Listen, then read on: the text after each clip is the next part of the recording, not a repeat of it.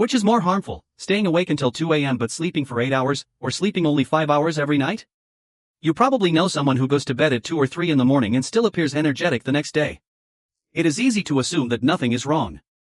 The video describes an observation in which healthy participants repeatedly went to sleep at 2 a.m. while still receiving 8 hours of sleep. They avoided alcohol, late-night meals, and coffee throughout the observation period. Subsequent tests reportedly showed a noticeable rise in urinary microalbumin. An elevated level can indicate that the kidney's filtration barrier is allowing more albumin to pass into the urine. The participants experienced no obvious discomfort. That is precisely what makes potential kidney problems easy to overlook. Declining kidney function can remain silent for a long time. One proposed explanation presented in the video involves circadian control of renal blood flow. Around midnight, the body normally adjusts circulation and kidney activity as part of its internal clock. This helps support filtration and the removal of metabolic waste. Remaining awake at a biological time normally reserved for sleep may interfere with that coordinated process, even if the total number of hours slept later appears sufficient. If waste removal and filtration remain disrupted over long periods, the video warns that the glomerular basement membrane may thicken and filtration performance may decline. By the time someone notices vague discomfort, such as an aching lower back, the underlying process may have been developing for years. However, there is no reason to panic, because going to bed unusually early is not automatically protective either. The video cites a large analysis involving almost 90,000 people and published in the European Heart Journal family of journals. Participants who fell asleep between 10 o'clock and 11 p.m. had the lowest observed incidence of cardiovascular events. Surprisingly, the group that went to sleep before 10 p.m. showed a slightly higher risk than those who fell asleep after 11 p.m. This does not prove that early sleep causes cardiovascular disease. Many people who routinely go to bed at 8 or 9 are not doing so because they are health conscious or naturally sleepy. Some may have very low daytime activity, limited social contact, depressed mood, or an overall state of reduced metabolism. Those underlying conditions may themselves be associated with health problems. In other words, extremely early sleep can sometimes be a signal of declining health rather than the cause of it. Observational data must therefore be interpreted with care. So what is the correct bedtime? There is no universally perfect clock time, but the video identifies a broadly practical window. Drawing on large epidemiological studies, it suggests that falling asleep between 10 o'clock and 11 p.m. and obtaining 6 to 8 hours of uninterrupted sleep is associated with relatively low cardiovascular and metabolic risk for many adults.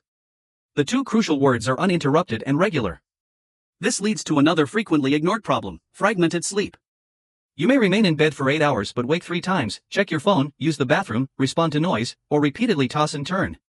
The body may gain far less restoration from those broken hours than the clock suggests. The video compares such a night to receiving only 4 effective hours of sleep. Repeated interruption of deep sleep can prevent the normal pulses of growth hormone from completing their pattern.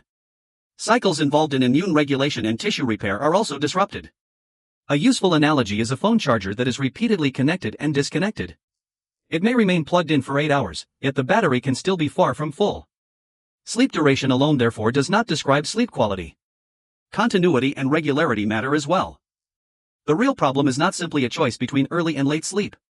According to the video, harm is more likely when 3 factors occur together. First, the time at which you fall asleep is severely misaligned with your own circadian rhythm. Second, your sleep is interrupted frequently. Third, your schedule shifts from day to day, midnight to night, 3 in the morning tomorrow, and 11 the following night. This repeatedly forces the body's timing system to adjust, almost as if it were crossing time zones every day. Some people may wonder whether they are genetically destined to be night owls and therefore unaffected by late sleep. Genuine variation in chronotype does exist. The video estimates that approximately 20 to 25% of people have circadian tendencies that naturally run later. These evening types may feel better falling asleep around or after midnight and waking later than they would if forced into an early schedule. Even so, a naturally late chronotype does not cancel the need for adequate, regular, high-quality sleep. Biological timing differs among individuals, but everyone still depends on a stable relationship among sleep, light exposure, activity, and the day-night cycle. There is an important trap in the night owl explanation. The video provocatively claims that 99% of people who call themselves night owls are not following a genetically delayed clock. Instead, they have trained themselves to stay awake through phones, short videos, and constant stimulation. A genuine evening type may naturally fall asleep at 1 in the morning in a quiet environment without screen exposure. That is very different from watching videos for 3 hours and finally losing consciousness only after becoming overwhelmingly exhausted. The two patterns can affect the body in very different ways. The first practical recommendation is therefore to prioritize consistency over obsessing about a single ideal bedtime. Try to keep the time at which you fall asleep within the same 30-minute range each day. On weekends, avoid extending sleep by more than about an hour simply to compensate for the week. The second recommendation is to stop using short video and social media apps during the final hour before bed. Evening screen light and stimulating content can suppress or delay melatonin signaling and postpone the body's preparation for sleep. The video states that what feels like 10 more minutes of scrolling may delay readiness for sleep by approximately 40 minutes. If you genuinely cannot maintain an early bedtime, at least protect the continuity of your sleep. Drink less water shortly before bed if nighttime urination is a problem. Make the bedroom dark, cool, and quiet. Give yourself 6 to 8 hours that form one continuous period instead of a repair window repeatedly cut into pieces. Remember that the body does not care what time appears on your alarm clock. What matters is whether it receives a sufficiently long, consistent, and peaceful opportunity to recover.